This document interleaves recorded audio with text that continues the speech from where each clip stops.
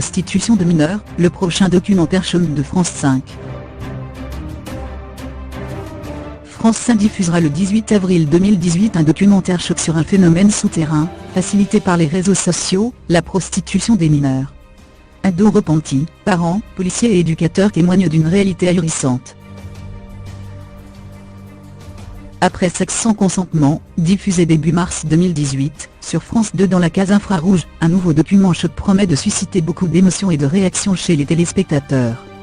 Ce documentaire intitulé Jeunesse à vendre traite d'un phénomène souterrain, bien réel et difficile à quantifier, la prostitution des mineurs. Il sera diffusé dans l'émission Le Monde en face, présentée par Marina Carrère d'Ancos, le mercredi 18 avril 2018 à 20h50 sur France 5. Le document réalisé par Alexis Maran suit notamment le parcours de 3 adolescentes, Océane, Léa et Ine qui se sont retrouvées dans des circuits de prostitution 2.0. Exemple avec Léa qui a fait sa première passe à 14 ans, en suivant les conseils de sa meilleure amie Léa, pas totalement consciente, s'est retrouvée sous l'influence d'un apprenti proxénète, lui aussi mineur. Le témoignage de Léa est terrible. L'adolescente voyait ses clients des fois 5, des fois 10 par jour, c'est beaucoup, mais je ne me rendais pas compte. Ils faisaient ce qu'ils avaient à faire, donnaient l'argent. À côté de l'hôtel, il y avait un centre commercial très bien, après l'effort, le réconfort. Les parents d'Océane tentent de suivre leur fille de 15 ans, en fuite depuis 6 mois, sur les pseudo-sites d'annonces à peine maquillés, qui lui servent à prendre rendez-vous avec ses clients. Gérard, le père d'Océane, on sait qu'elle a commencé à se prostituer fin 2015, je trace son compte Facebook et on tombe sur une conversation avec un certain I, sans ambiguïté. On a les sommes, c'était 1000 € par jour et il retenait 250 € pour ses frais.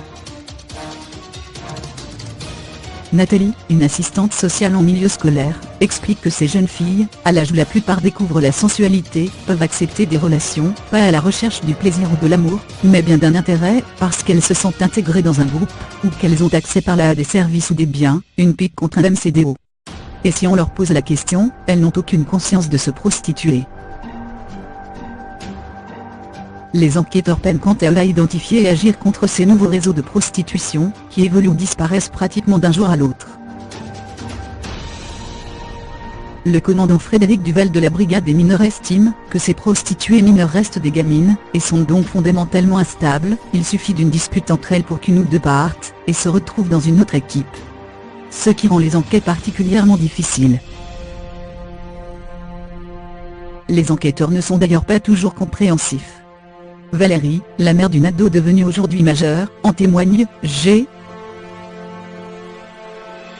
décidé de mettre un mouchard dans son portable pour la localiser et savoir ce qu'elle faisait. J'ai montré les textos aux policiers et la réponse a été « Écoutez, madame, votre fille, c'est une pute, faut vous y faire ». Je suis reparti en pleurant. Maintenant, elle vient d'atteindre sa majorité, je ne peux plus rien faire. Après le documentaire Jeunesse à vendre, 73 minutes, Marina Carrère d'Ancos animera un débat avec plusieurs invités.